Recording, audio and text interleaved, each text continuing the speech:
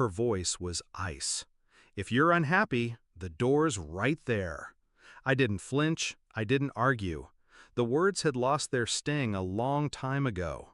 This wasn't the first time she'd thrown that out like a careless remark, a weapon meant to wound. But now it was different. I didn't want to fight. I wanted to watch. I could feel the weight of her gaze, burning into me, daring me to leave, to make the first move. But I wasn't about to give her that satisfaction. "Thanks for the reminder," I said, turning away, the words cutting through the air like a quiet storm. Her smirk, cold, triumphant, lingered in my mind as I walked toward the door. The house, the life I had built, suddenly felt more like a trap than a home. But not for long. I had a plan, and I was going to make sure she realized how empty the house felt without me. I had noticed it for a while, the way she lingered on her phone, the late nights, the excuses. At first, I dismissed it. Life had gotten busy. Work, friends, family, everyone has their own distractions, right? But then the subtle touches came, the whispering, the way she laughed at texts and glances I couldn't see. I asked her about it once. "You're imagining things," she told me, her voice calm, almost too calm. But I wasn't imagining anything. The doubt gnawed at me, quietly, steadily. And one night, when she was in the shower, I picked up her phone. A few messages, flirty, suggestive, nothing overt, but enough to make the blood drain from my face. I recognized the name. Of course I did. It was his name, her coworker, the one she had been spending more time with lately. It wasn't a slip-up. It wasn't just a friend. I knew what I was seeing, what I was reading. But I couldn't confront her yet, not until I had everything. I needed more. I needed to be sure. I didn't react. I kept it all inside, tucked away in the dark corners of my mind.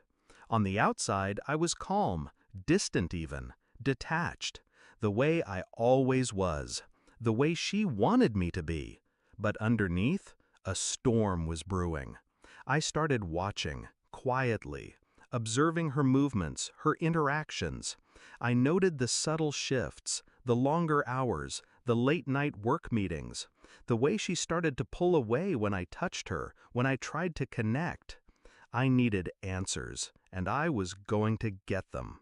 I didn't rush it. I didn't make a scene. I bought a tracking app for her phone, something discreet.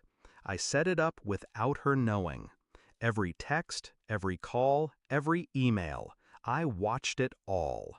The patterns were undeniable. She was seeing him. She had been seeing him for months, and they were more than just friends. Every night, every moment she wasn't home, I felt the weight of it. I didn't need to ask her. I didn't need to confront her. I knew. And the silence between us was louder than any argument could ever be. It was a Tuesday when the final piece fell into place. I had the evidence now. The photos, the hotel receipts, the messages, the calls, everything. It was all there, in black and white. I didn't need to shout. I didn't need to explode. I just waited. And when she came home that evening, I had the folder waiting for her. I didn't look up when she walked in. I didn't say a word. I just slid the folder across the table. Her breath caught in her throat. I could hear it. She opened it, slowly. Her eyes flickered over the pages, and I watched as the color drained from her face. I don't know what to say," she whispered, her voice trembling. "Say what?" I asked, my voice eerily calm. "Tell me you're sorry?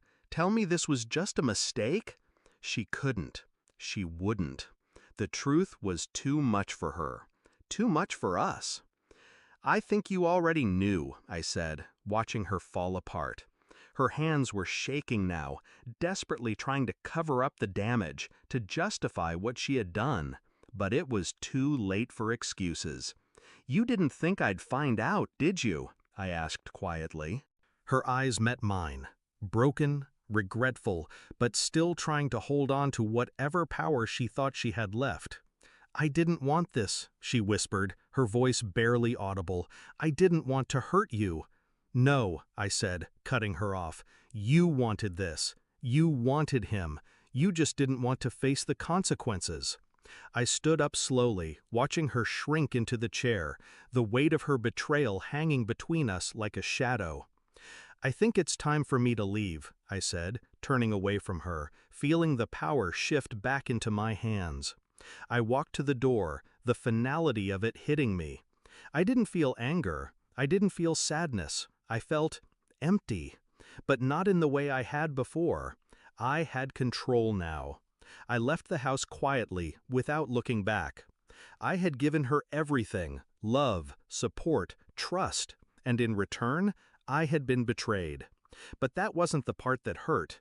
The part that stung the most was realizing that I didn't need her to be whole. I didn't need her approval. I was free. And for the first time in years, I understood the truth. It was never about her. It was always about me.